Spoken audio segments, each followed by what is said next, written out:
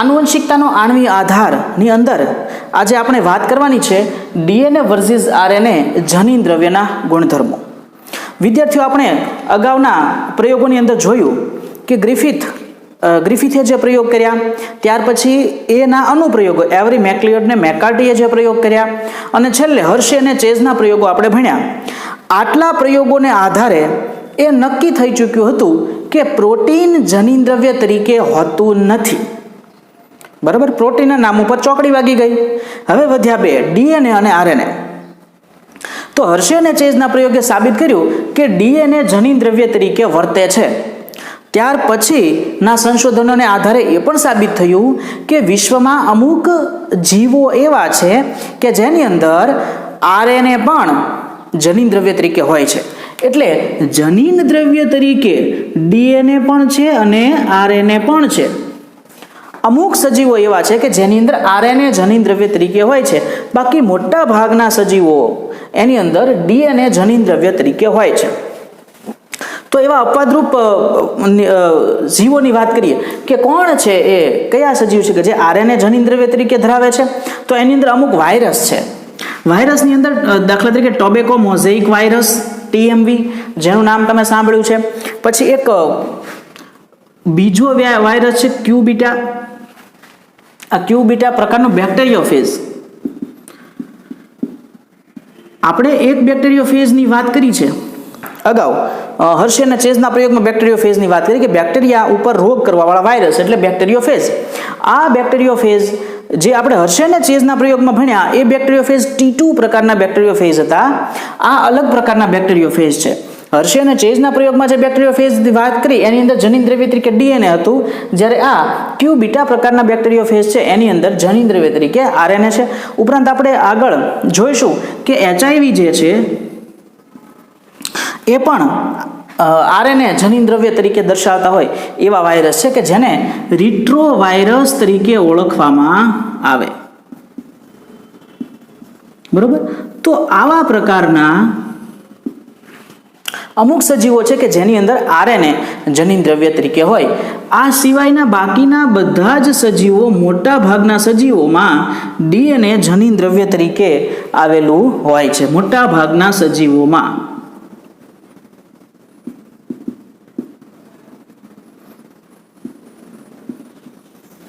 બરોબર. તો ડીએનએ જનીન દ્રવ્ય તરીકે છે, આરએનએ પણ જનીન દ્રવ્ય તરીકે છે. તો આ બે માંથી શ્રેષ્ઠ કોણ, અથવા તો કયું જનીન દ્રવ્ય છે એ સજીવ સૃષ્ટિમાં સજીવોને વધારે યોગ્ય બનાવે છે એની વાત કરીએ. જો મિત્રો, એક આપણે ઇવોલ્યુશનની અંદર પણ એવું ભણશું કે ઉદ્વિકાસની અંદર જે પૃથ્વી પર શરૂઆતના સજીવો આવ્યા એની અંદર જનીન દ્રવ્ય તરીકે આરએનએ હતું. ત્યાર પછી જે સજીવો ઉદ્વિકસિત થયા એમાં ડીએનએ જનીન દ્રવ્ય તરીકે આવ્યું. અને જે આરએનએ જનીન દ્રવ્ય તરીકે ધરાવતા સજીવોનું પ્રમાણ અત્યારે બહુ ઓછું છે. કોની સાપેક્ષમાં? ડીએનએ જનીન દ્રવ્ય ધરાવતા હોય એવા સજીવોની સાપેક્ષમાં. તો શા માટે ડીએનએ છે એ આરએનએ કરતાં વધુ ફેવરેબલ છે? એટલે કે ડીએનએ છે આરએનએ કરતાં જનીન દ્રવ્ય તરીકે શા માટે શ્રેષ્ઠ છે? એની વાત આપણે આ ચેપ્ટરમાં, આ ટોપિકમાં કરવાની છે કે ડીએનએ વર્સિસ આરએનએ જનીન દ્રવ્ય તરીકે કોણ વર્તી શકે, એના ગુણધર્મો કયા હોવા જોઈએ. તો આપણે જનીન દ્રવ્યના ગુણધર્મો જોઈએ અને એની અંદર ડીએનએ આરએનએ એની વાત કરીએ. તો પહેલો ગુણધર્મ છે કે કોઈ પણ જનીન દ્રવ્ય હોય, આપણે વાત કરીએ છીએ જનીન દ્રવ્યના ગુણધર્મોની. જનીન દ્રવ્યના ગુણધર્મો. તો પહેલો ગુણધર્મ એ છે, કોઈ પણ જનીન દ્રવ્ય હોય એનો પ્રથમ ગુણધર્મ છે કે પોતે પોતાની પ્રતિકૃતિ બનાવવા માટે સક્ષમ હોવું જોઈએ. પોતે પોતાની પ્રતિકૃતિ બનાવવા માટે સક્ષમ હોવું જોઈએ.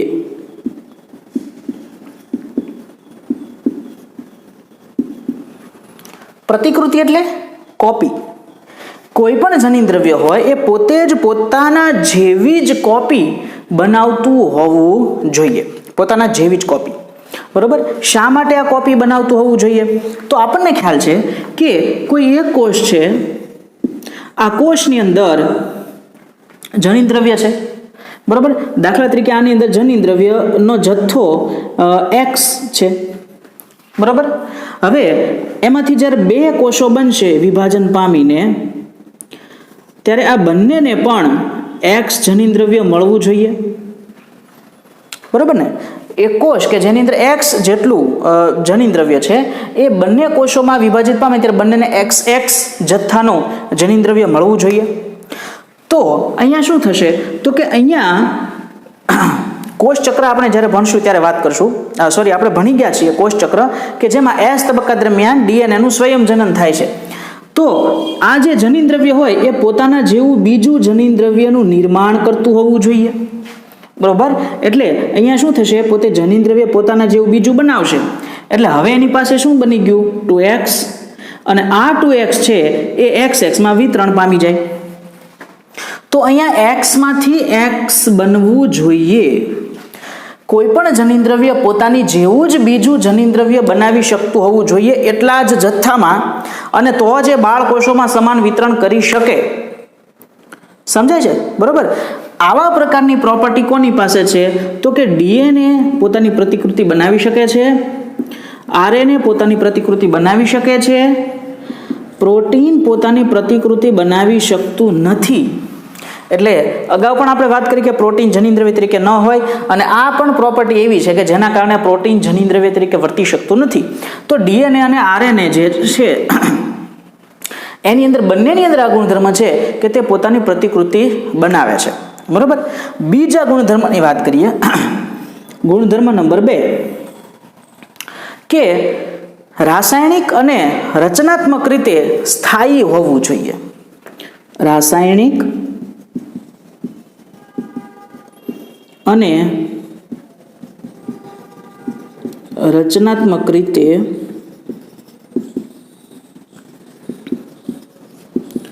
સ્થાયી હોવું જોઈએ, સ્થિર હોવું જોઈએ, સ્થાયી હોવું જોઈએ. એની અંદર રચનાત્મક કે રાસાયણિક ફેરફારને બહુ ઓછો, ચેન્જીસને બહુ ઓછો અવકાશ હોવો જોઈએ. હવે આ ચેન્જીસ ક્યારે ક્યારે આવી શકે તો કે સજીવના જીવનચક્રની વિવિધ અવસ્થાઓ હોય. દાખલા તરીકે કોઈ વ્યક્તિ છે બાળપણમાં મોટા થાય, વૃદ્ધ થાય, એ દરમિયાન એ સ્થાયી રહેવું જોઈએ. એના એમાઉન્ટમાં, એના પ્રમાણમાં ક્યાંય વધઘટ થતી હોવી જોઈએ નહીં. ઉંમર સાથે પણ આ વધઘટ થતી હોવી જોઈએ નહીં. ક્રિયામાં, શારીરિક ક્રિયામાં ફેરફાર હોય, કોઈનું બેઠાડું જીવન હોય, કોઈનું વધારે શ્રમવાળું જીવન હોય. તો એવી કોઈ પણ પરિસ્થિતિ હોય, જો આ જનીનદ્રવ્ય એ સ્થાયી હોય કોઈ પણ પરિસ્થિતિમાં, જીવનની શરૂઆતના તબક્કાથી જીવનના અંત સુધીના તબક્કા દરમિયાન કોઈ પણ પરિસ્થિતિમાં આ જનીનદ્રવ્ય બદલાતું હોવું જોઈએ નહીં. એ કેવું રહેવું જોઈએ, સ્થાયી. પોષણ, એને સારો સારો ખોરાક આપી દો તો જનીનદ્રવ્ય વધી જાય, કુપોષિત હોય તો જનીનદ્રવ્ય ઘટી જાય, એવું કાંઈ ન થવું જોઈએ. જનીનદ્રવ્ય કેવું હોય, હંમેશા સ્થાયી હોવું જોઈએ. અને આ પરિમાણ ઉપર પણ કોણ ખરો ઉતરે છે તો કે આ પરિમાણ ઉપર ડીએનએ અને આરએનએ ખરા ઉતરે, પ્રોટીન ખરો ઉતરતું નથી. પ્રોટીન યુક્ત ખોરાક ખવડાવો તો બાળકની અંદર પ્રોટીનનું પ્રમાણ વધી શકે, બરોબર. અને પ્રોટીનની ખામી પણ હોઈ શકે, પ્રોટીનની ખામીથી રોગ થાય, એ આપણને ત્રુટિજન્ય રોગોનો ખ્યાલ છે. તો એ જનીનદ્રવ્ય તરીકે છે જ નહીં. અત્યારે હવે આપણે માત્ર વાત કરશું ડીએનએ અને આરએનએ વિશે. તો ડીએનએ અને આરએનએ છે એ બંનેની અંદર કોણ વધારે રાસાયણિક ને રચનાત્મક રીતે સ્થાયી છે એની વાત કરીએ. તો સ્થાયીપણાની વાત કરીએ તો ડીએનએની બાબતમાં એક છે કે ડીએનએની શૃંખલા છે. આ ડીએનએની આપણને ખબર છે, ડીએનએની શૃંખલા કેવી છે, બેવડી છે. આવી આ બેવડી શૃંખલાને જ્યારે ગરમી આપીએ છીએ આપણે, ત્યારે એ બે શૃંખલા કેવી થઈ જાય છે, છૂટી થઈ જાય છે. જ્યારે આને વળી પાછી આપણે ઠંડી પાડીએ છીએ, એટલે કે ઠંડી પાડતા આ બંને શૃંખલા વળી પાછી પોતે હતી એવી ને એવી રીતે ગોઠવાઈ જાય છે. તો આ શું રજૂ કરે છે, આ સ્થાયીપણું રજૂ કરે છે કે ગરમી આપો 90 ડિગ્રી જેટલા તાપમાને જ્યારે ડીએનએને ગરમ કરવામાં આવે છે ત્યારે એની શૃંખલાઓ છૂટી પડે છે. વળી પાછી ઠંડી પાડો તો હતી એની એ જ ક્રમમાં એ ગોઠવાઈ જાય. આવું ડીએનએની બાબતમાં શક્ય છે. આરએનએમાં વળી પાછું એના એ જ ક્રમમાં ગોઠવાવું એ શક્ય બનતું નથી. એટલે ડીએનએ આરએનએ કરતાં વધારે બેટર, વધારે સ્થાયી છે. બીજું કે રાસાયણિક આ રચનાત્મક રીતે સ્થાયીપણાની વાત કરીને કે જેમાં ઠંડુ ગરમ કરતાં મૂળ સ્થિતિમાં પાછું આવી જાય, તો અહીંયા પણ ડીએનએ શ્રેષ્ઠ સાબિત થયું. રાસાયણિક રીતે વાત કરીએ તો રાસાયણિક રીતે જો વાત કરીએ તો આપણને ખબર છે કે ડીએનએ અને આરએનએ આ બંનેની અંદર શું ફેર છે, બેઝિક ડિફરન્સ શું છે બંનેના ન્યુક્લિયોટાઇડમાં? તો ન્યુક્લિયોટાઇડમાં બંનેમાં એ ફેર છે કે અહીંયા જે શર્કરા વપરાય છે એ છે રિબોઝ શર્કરા, અને ડીએનએમાં જે વપરાય છે એ છે ડીઓક્સી રિબોઝ શર્કરા, રિબોઝ શર્કરા અને ડીઓક્સી રિબોઝ શર્કરા. આનો આપણે 11મા ધોરણમાં અભ્યાસ કરી લીધો છે કે આરએનએના બંધારણમાં રિબોઝ શર્કરા, ડીએનએમાં રિબોઝ જ છે પણ ડીઓક્સી રિબોઝ છે, એટલે કે એક ઓક્સિજન ઓછો છે. ક્યાં? તો કે બીજા નંબરમાં. બરાબર. આ બંને શૃંખલાઓની વાત કરીએ તો આવી રિબોઝ શર્કરા છે. બરાબર. હવે રિબોઝ શર્કરા છે એમાં કાર્બન નંબર 1, કાર્બન નંબર 2, અહીંયા 2 નંબરનો કાર્બન છે ને ત્યાં OH સમૂહ છે. જ્યારે અહીંયા શું છે તો કે અહીંયા 1 નંબર 2 નંબર ડીએનએ ની અંદર જે રિબોઝ જ છે પણ ડીઓક્સી રિબોઝ, એટલે 2 નંબરનો કાર્બન છે ત્યાં એક ઓક્સિજન ઓછો છે, માત્ર હાઇડ્રોજન છે, ઓક્સિજન નથી. ઓક્સિજન નથી એટલે એને કહેવાય ડીઓક્સી શર્કરા. તો રિબોઝ જ છે. તો એવી રિબોઝ શર્કરા કે જેમાં 2 નંબરના કાર્બન ઉપર એક ઓછો ઓક્સિજન આવેલો છે, એટલા માટે એને 2-ડીઓક્સી રિબોઝ શર્કરા પણ એને કહેવામાં આવે. તો 2 નંબરના કાર્બન ઉપર અહીંયા હાઇડ્રોજન સમૂહ છે ને અહીંયા આલ્કોહોલ સમૂહ છે, OH સમૂહ છે. બરોબર. તો આ જે OH સમૂહ છે એ વધારે ક્રિયાશીલ છે, આ વધુ ક્રિયાશીલ છે. કોની સાપેક્ષમાં? હાઇડ્રોજન સમૂહની સાપેક્ષમાં. હાઇડ્રોજન છે એ ઓછો ક્રિયાશીલ છે. બરાબર. જો રિબોઝ શર્કરા ઉપરના એમાં એક હાઇડ્રોક્સિલ સમૂહ OH સમૂહ વધારે છે, આ OH સમૂહ છે એ વધુ ક્રિયાશીલ છે. કોની સાપેક્ષમાં? હાઇડ્રોજનની સાપેક્ષમાં. અને એટલા માટે આ OH સમૂહ વધારે પડતો ક્રિયાશીલ સમૂહ છે અને એટલા માટે એ બીજા અન્ય કોઈ પણ ગ્રુપ સાથે રિએક્શન કરી શકે છે, રાસાયણિક રીતે જોડાઈ શકે છે. બરાબર. એટલે વધારે ક્રિયાશીલ હોય તો બીજા ગ્રુપ સાથે જોડાઈ જવાની શક્યતા વધારે હોય. બરાબર. અને એના કારણે એના રચનામાં ફેરફાર થઈ શકવાની શક્યતા વધારે છે. અહીંયા શું છે તો કે ઓછો ક્રિયાશીલ છે, જેમ એ ઓછો ક્રિયાશીલ હોય એમ એ વધારે સ્થાયી હોય, એના સ્ટ્રક્ચરમાં ચેન્જ થાય નહીં. એટલા માટે ઓછો ક્રિયાશીલ છે એટલા માટે વધુ સ્થાયી છે, અને આ વધારે ક્રિયાશીલ છે એટલા માટે આ ઓછું સ્થાયી સ્ટ્રક્ચર છે. સમજમાં આવી વાત? બરાબર. ઓછો ક્રિયાશીલ એટલે વધારે સ્થાયી. આપણે આવર્ત સમૂહના કોષ્ટકની અંદર આપણે જે ઉમદા વાયુની વાત કરીએ. બરાબર. ઉમદા વાયુઓ કે જેમાં બહારનું અષ્ટક છે સંપૂર્ણ ભરાયેલું હોય એટલે કોઈની પ્રકારની રિએક્શન દર્શાવે નહીં. એ જ રીતે એ બહુ ઓછા ક્રિયાશીલ હોય. આમ તો કહીએ કે ક્રિયાશીલતાની દ્રષ્ટિએ એ નહિવત હોય, તો એની જેમ છે અહીંયા આ ઓછા ક્રિયાશીલ છે અને એટલા માટે એ ઉમદા છે, સ્થાયી છે. બરોબર. અને અહીંયા શું છે તો કે OH સમૂહ, હાઇડ્રોક્સિલ સમૂહ જો ઘણા બધા સમૂહોની સાથે પ્રક્રિયા કરી શકે અને એટલા માટે બીજા સાથે ક્રિયાઓ કરે એટલે રચનામાં ફેરફાર કરે. રચનામાં ફેરફાર કરે તો એને સ્થાયી ન કહેવાય, સ્થિર ન કહેવાય, એ તો અસ્થિરતા થઈ. તો અહીંયા ઓછું સ્થાયી છે અને એટલા માટે એ રાસાયણિક રીતે પણ ડીએનએ વધારે સ્થાયી છે. તો અહીંયા પણ ડીએનએ જે છે એ આરએનએ કરતાં શ્રેષ્ઠ સાબિત થાય. રચનાત્મક રીતે વધારે સ્થાયી, રાસાયણિક રીતે પણ વધારે સ્થાયી જોવા મળે છે. ત્રીજા પોઈન્ટની વાત કરીએ કે ત્રીજું કયું લક્ષણ? તો ત્રીજું લક્ષણ છે કે ઉદ્વિકાસ થવા માટે. બરાબર. હવે જો ડીએનએ જે છે એ આપણને ખબર છે કે લક્ષણો માટે જવાબદાર છે, વારસાગમન માટે જવાબદાર છે, પિતૃપેઢીના લક્ષણો સંતતિને આપે છે. હવે કોઈ પણ જનીન દ્રવ્ય છે એ પોતાના વારસાના લક્ષણો સંતતિ પેઢીને આપે છે, પિતૃમાંથી સંતતિમાં લક્ષણો ઉતરી આવે. જો આ લક્ષણો એવા ને એવા રહે, એની અંદર કોઈ ચેન્જ જ ન આવે, બરાબર, તો શું થાય? તો નવી જાતિઓનું નિર્માણ જ ન થાય, ઉદ્વિકાસ થાય જ નહીં. પણ ઉદ્વિકાસ તો સતત થતી જો પ્રક્રિયા છે, સતત થતી હોવી જોઈએ. કારણ કે જેમ જેમ નવા લક્ષણો ઉત્પન્ન થશે એમ આજુબાજુના બદલાતા પર્યાવરણની સામે સજીવોને ટકી શકવા માટેનો વધારે ચાન્સ મળશે, તક મળશે. તો ઉદ્વિકાસ માટેની પૂરતી તકો હોવી જોઈએ. એટલે ધીમે ધીમે ચેન્જ થઈ શકે, ઓછું શું કહેવાય કે ધીમો ધીમો ફેરફાર થાય. ઉદ્વિકાસમાં ક્યારેય ફટાક દઈને નવી જાતિ ન આવી જાય. વાનરમાંથી ફટાક દઈને સીધો હોમોસેપિયન્સ નથી બન્યો. આપણે ઉદ્વિકાસમાં ભણશું કે કેટલાય બધા વચ્ચે ક્રમ છે અને લાખો વર્ષોની પરિણામે વાનરમાંથી મનુષ્યનું નિર્માણ થયું છે. તો ઉદ્વિકાસ બહુ ધીમી પ્રક્રિયા છે. તો ધીમી પ્રક્રિયા દરમિયાન ચેન્જીસ કેવો થવો જોઈએ? ધીમો ધીમો ચેન્જીસ થવો જોઈએ, તો એને સારી રીતે ઉદ્વિકાસ. તો અહીંયા ઉદ્વિકાસ માટે જે ધીમા ફેરફારો હોવા જોઈએ, આ ધીમા ફેરફારોને પૂરતી તક આપતી હોવું જોઈએ, પૂરતી તક આપે તેવું હોવું જોઈએ. કે રાસાયણિક અને રચનાત્મક રીતે વધુ સ્થાયી એવું કીધું, બરોબર? વધુ સ્થાયી, 100% સ્થાયી એવું નહીં કહીએ કે આની અંદર હાર્ડ એન્ડ ફાસ્ટ કોઈ ચેન્જ જ નહીં થાય. જો કોઈ ચેન્જ જ નહીં થાય તો કોઈ નવીનતા નહીં આવે, ભિન્નતા નહીં આવે, અને પિતૃઓ કરતા સંતાનોમાં કોઈ નવો ચેન્જ નહીં આવે, એ વધારે વિકસિત થઈ શકશે નહીં. પણ કેવું કીધું આપણે? વધુ સ્થાયી, પણ સહેજ થોડીક તક હોવી જોઈએ ધીમા ધીમા ફેરફારની. એક શેમાં શક્ય છે? ડીએનએમાં કે આરએનએમાં, એ તપાસીએ.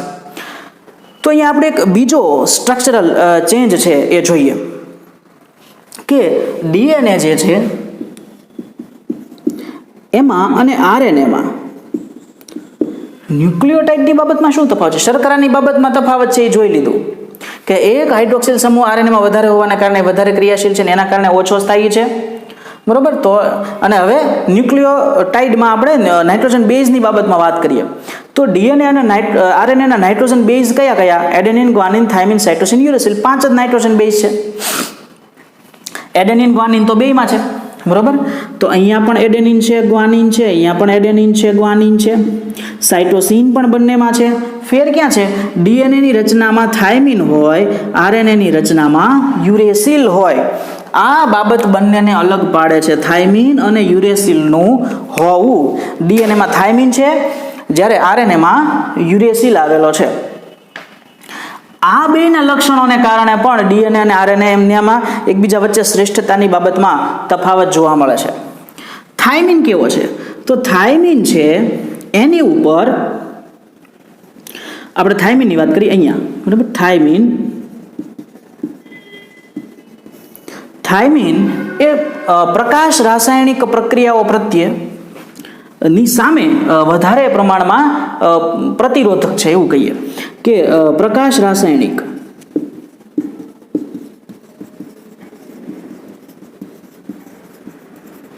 સામે વધુ પ્રતિરોધક છે. કોની સાપેક્ષે? તો કે યુરેસિલની સાપેક્ષે. યુરેસિલ એ પ્રકાશ રાસાયણિક પ્રક્રિયા સામે ઓછો પ્રતિરોધક. જો અહીંયા વધુ અને ઓછો એવું કીધું છે, સાવ પ્રતિરોધક છે એવું હું નહીં કહું, બરોબર? અથવા તો આ સાવ પ્રતિરોધક નથી એવું નહીં કહીએ, બરોબર? પણ થાઇમિન છે એ વધારે પ્રતિરોધક છે, યુરેસિલ છે ઓછો પ્રતિરોધક છે. હવે પ્રકાશ રાસાયણિક પ્રક્રિયા એ શું છે? તો કે પ્રકાશ રાસાયણિક પ્રક્રિયા એ શું છે? તો આપણને ખ્યાલ છે કે સૂર્યમાંથી ઘણા બધા પ્રકારના કિરણો આવે છે. એમાંથી તમે એક એવું સાંભળ્યું છે કે કેન્સર માટે જવાબદાર કિરણો યુવી, અલ્ટ્રાવાયોલેટ, એમાં તે બી પ્રકારના યુવીબી. આ જે અલ્ટ્રાવાયોલેટ બી પ્રકારના જે કિરણો છે એ શું કરે છે? તો કે એ ડીએનએની શૃંખલામાં ફેરફાર કરે છે, એને તોડી શકે છે અને એમાં વિકૃતિ લાવી શકે છે, બરોબર? એટલે યુવીબી છે એ વિકૃતિ લાવે છે. શું કરે છે? વિકૃતિ માટે જવાબદાર. કેન્સર માટે પણ એટલા માટે જ જવાબદાર છે કારણ કે વિકૃતિને કારણે જ કેન્સર થાય છે, બરોબર? તો આ યુવીબી છે એ વિકૃતિ માટે જવાબદાર છે. હવે યુરેસિલ છે એ આવી ફોટોકેમિકલ આ પ્રકાશના કિરણોને કારણે રાસાયણિક બંધારણમાં થતો ફેરફાર, એટલા માટે એને કહેવાય પ્રકાશ રાસાયણિક પ્રક્રિયા. તો યુવીબી છે એ પ્રકાશ રાસાયણિક પ્રક્રિયા પ્રેરે છે અને એના કારણે વિકૃતિ થાય છે, બરોબર? યુવીબી શું કરશે? તો કે યુવીબી છે એ પ્રકાશ રાસાયણિક પ્રક્રિયા કરશે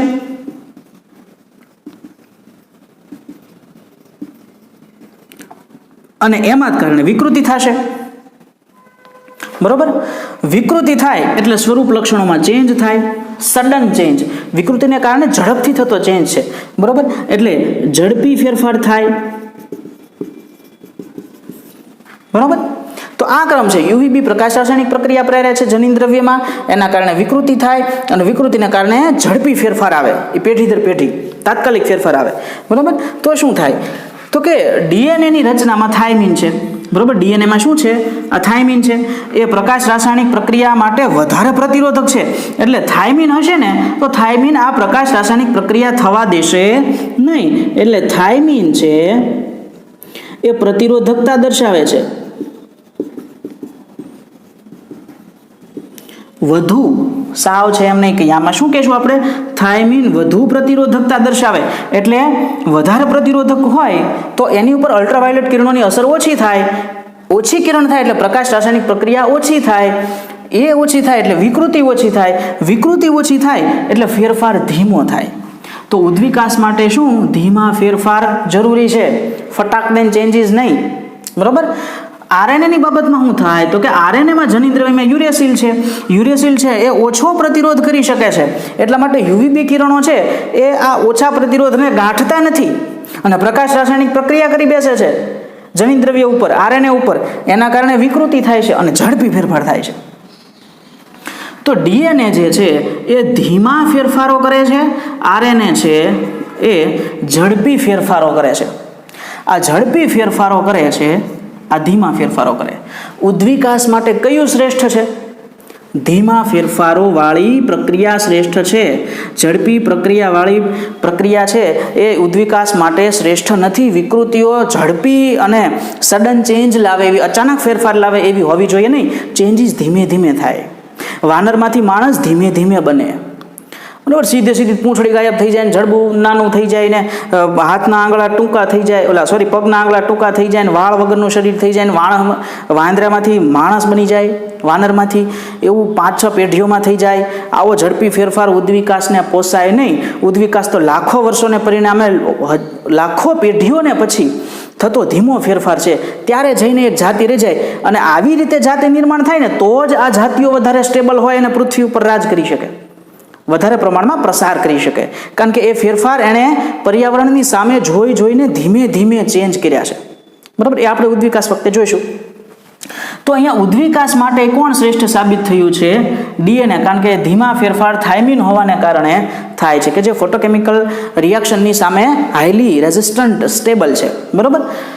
તો આ મુદ્દામાં પણ આપણને ડીએનએ વધારે શ્રેષ્ઠ છે એ સાબિત થતું જોવા મળે છે, બરાબર. ત્યાર પછીના મુદ્દાની વાત કરીએ. ત્યાર પછીનો મુદ્દો છે કે મેન્ડેલિયન લક્ષણોના સ્વરૂપમાં, મેન્ડેલિયન લક્ષણોના રૂપમાં તે પોતાની જાતને અભિવ્યક્ત કરતું હોવું જોઈએ.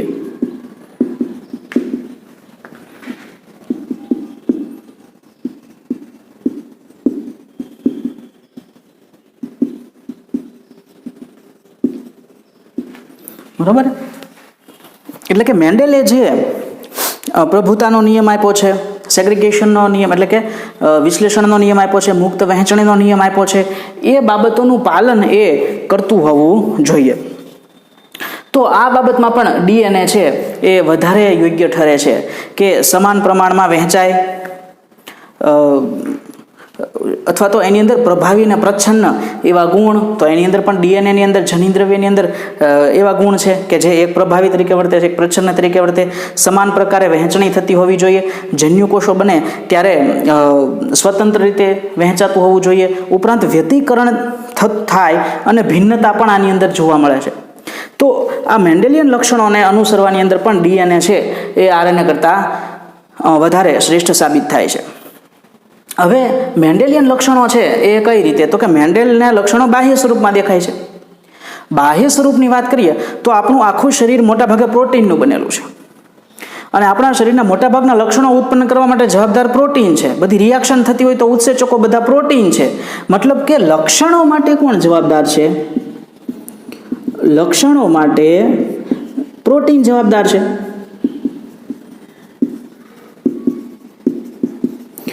લક્ષણો ઉત્પન્ન થવા માટે, જે મેન્ડેલના લક્ષણો કીધા ને, મેન્ડેલ લક્ષણોના રૂપમાં અભિવ્યક્ત થતું હોવું જોઈએ, તો એ લક્ષણો માટે તો પ્રોટીન જવાબદાર છે. હવે પ્રોટીન જે છે એ બનાવવાની પ્રક્રિયા એની વાત કરીએ તો પ્રોટીન બનાવવા માટેની પ્રક્રિયાની જે માહિતી જે છે એ ક્યાં છે? કોષના કોષ કેન્દ્રમાં. દાખલા તરીકે આપણે કોઈ કોષની વાત કરીએ, આ કોષ કેન્દ્રની વાત કરીએ. કોષ કેન્દ્રની અંદર ડીએનએ છે,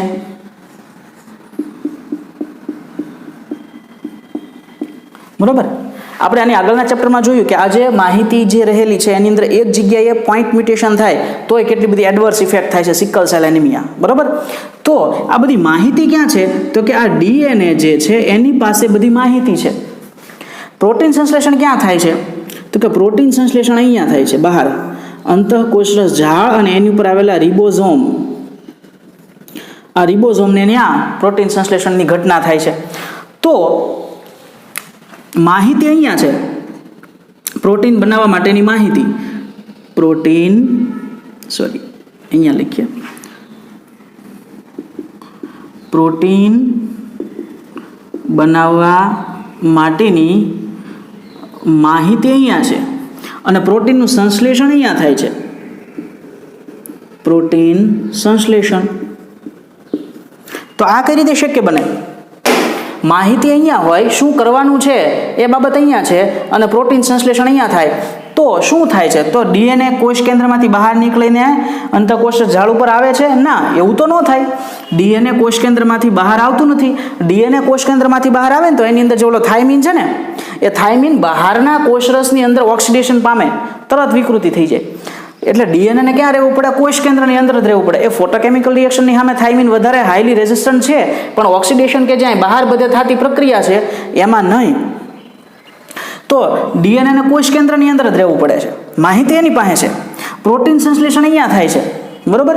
તો શું થાય? તો કે ડીએનએ બહાર નથી આવી શકતું પણ પ્રોટીન સંશ્લેષણ બહાર થાય છે, તો એને પોતે નથી જઈ શકતું, તો એ શું કરે છે? તો કે એક સંદેશો મોકલે છે, બરાબર. તો સંદેશો પણ થાય તો કે ડીએનએ માંથી એમઆરએનએ બને. અત્યારે આપણે લખીએ માત્ર આરએનએ. આ આરએનએ સંદેશો લઈ અને અહીંયા આવે અને અહીંયા પ્રોટીન સંશ્લેષણની ઘટના થાય. આરએનએના બંધારણમાં શું છે? યુરેસિલ છે. યુરેસિલ ફોટોકેમિકલ રિએક્શન એની અંદર બહુ થઈ જાય, વિકૃતિ જલ્દી થઈ જાય. પણ અહીંયા શું થાય? તો કે બહાર આવે પણ એની પર ઓક્સિડેશનની અસર થતી નથી, એટલે થાઇમિનનું રિપ્લેસમેન્ટ યુરેસિલ દ્વારા થઈ જાય છે.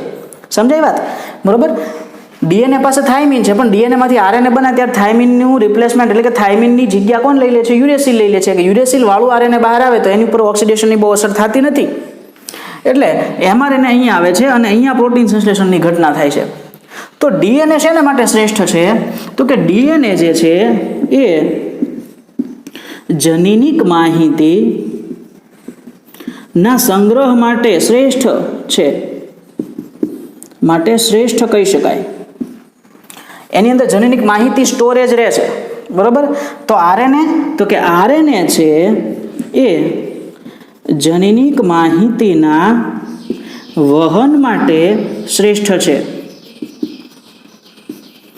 બરોબર. ડીએનએને પ્રોટીન બનાવવું હોય તો આરએનએ ઉપર મદાર એટલે કે આરએનએ ઉપર આધાર રાખવો પડે. ડીએનએ ડાયરેક્ટલી ક્યારેય પ્રોટીન સિન્થેસિસ, પ્રોટીન સંશ્લેષણ કરી શકે નહીં.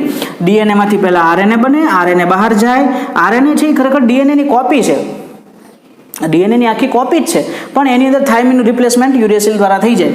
તો આરએનએ છે એ બહાર આવે અને પ્રોટીન સંશ્લેષણની પ્રક્રિયા પૂરી કરે. તો બે જનીન દ્રવ્ય જ છે, બંનેની પાસે પ્રોટીન સંશ્લેષણની માહિતી છે, પણ ડીએનએ છે એ માહિતીના સંગ્રહ માટે શ્રેષ્ઠ છે અને આરએનએ છે એ જનીનિક માહિતીના વહન માટે, ટ્રાન્સપોર્ટેશન. આરએનએ બહુ સરળ થઈ શકે, ડીએનએ ડબલ સ્ટેન્ડર્ડ એટલે કે બેવડી શૃંખલાવાળો, આરએનએ સિંગલ શૃંખલાવાળો, એટલે આરામથી એ આવન જાવન કરી શકે, બરોબર. તો એક માહિતીના સંગ્રહ માટે શ્રેષ્ઠ છે અને બીજું માહિતીના વહન માટે. પણ ફેર શું છે? તો કે ડીએનએ વધારે સ્થાયી છે, આરએનએ વધારે અસ્થાયી છે, અથવા તો કહી શકાય કે અસ્થિર છે. એક તો સિંગલ સ્ટેન્ડર્ડ વાળું એટલે કે એક જ શૃંખલા વાળું હોવાથી એની અંદર કોઈ પણ નાઇટ્રોજન બેઝ કાઢી લો, કાંઈ ફેર પડે નહીં, નાખી દો, બરોબર. ઓલામાં ડબલ સ્ટેન્ડ છે, કદાચ એકાદો રિપ્લેસમેન્ટ થયું હોય તો સામેનો છે એને એનો જોડીદાર જ જોઈએ. પિરિમિડિનની સામે પ્યુરિન જ જોડાય, એડેનિનની સામે થાઇમિન જ જોડાય, ગ્વાનિનની સામે સાઇટોસિન જ જોડાય, બરોબર. તો એકને કાઢો તો ત્યાં ચેન્જીસ કરવો બહુ અઘરો છે ડીએનએમાં. એટલે સંગ્રહ સારી રીતે થઈ શકે, ઓરિજિનલ કોપી બહુ સારી રીતે સચવાય ડીએનએ પાસે. પણ જો એનું વહન કરવું એક જગ્યાએ બીજી જગ્યાએ, તો આરએનએ એ વધારે માપસર છે, અથવા તો વધારે યોગ્ય છે, અને એ અસ્થિર છે. એટલા માટે જ તે જે આ સજીવો છે ને જેની વાત કરી કે જેમાં આરએનએ જનીન દ્રવ્ય તરીકે છે, માહિતીનો સંગ્રહ, અને આમાં સ્ટોરેજ સંગ્રહ કાંઈ બહુ જરૂર પડતી નથી. કારણ કે એનું જે જનીન દ્રવ્ય છે એ અને પ્રોટીનનું કવચ, આટલું જ એનું બહુ સિમ્પલ શરીર હોય છે. એમાં કોષ કેન્દ્ર, કોષરસ જેવી કોઈ અલાયદી રચના આવેલી હોતી નથી. તો આ બધાની અંદર કે જેમાં આરએનએ જનીન દ્રવ્ય છે, આરએનએ કેવું છે? અસ્થિર છે. અસ્થિર છે એટલે રાસાયણિક રીતે વધારે ક્રિયાશીલ છે. અસ્થિર હોવાને કારણે જલ્દી વિકૃતિ પામે છે. એટલે આ બધા વાયરસ છે ને સતત પોતાના સ્વરૂપમાં ચેન્જીસ કરતા રહે છે. વાયરસ કે જે આરએનએ જનીન દ્રવ્ય તરીકે ધરાવે એમાં હાઈલી મ્યુટેશન હોય છે, ખૂબ જ જલ્દી વિકૃતિ થતી હોય છે, અને એમાં જલ્દી છે એ વધારે પ્રમાણમાં એનો વિકાસ થતો હોય છે, અથવા તો એવું કહી શકે કે જલ્દીથી એના સ્વરૂપમાં ચેન્જીસ થતા હોય છે, સ્ટેબલ નથી હોતા, બરાબર. તો આ સ્ટેબિલિટી માટે આ યોગ્ય નથી. સ્ટેબિલિટી માટે એટલે કે ધીમા ફેરફાર અને ઉત્ક્રાંતિ માટે ડીએનએ વધારે શ્રેષ્ઠ છે, જ્યારે આરએનએ જનીનિક માહિતીનું કે પ્રોટીન બનાવવા માટે માહિતીના વહન માટે વધારે શ્રેષ્ઠ છે.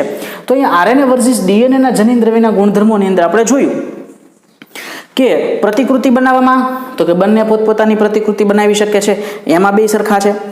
રાસાયણિક રીતે સ્થિર તો ડીએનએ આગળ, રચનાત્મક રીતે સ્થિર તો ડીએનએ આગળ, બરોબર. ઉદ્વિકાસની દ્રષ્ટિએ ધીમો ફેરફાર કરી શકે એવું તો ડીએનએ આગળ. આટલી બધી જગ્યાએ ડીએનએ આગળ હોવાથી આપણે કહી શકીએ કે ડીએનએ છે એ જનીન દ્રવ્ય તરીકે આરએનએ કરતાં વધારે શ્રેષ્ઠ છે.